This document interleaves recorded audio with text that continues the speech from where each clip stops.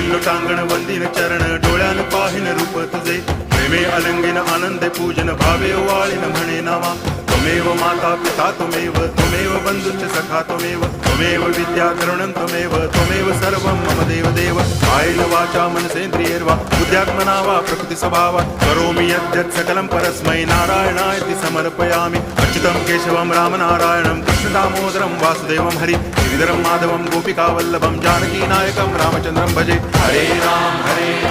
Ram Ram Hare Hare Hare Krishna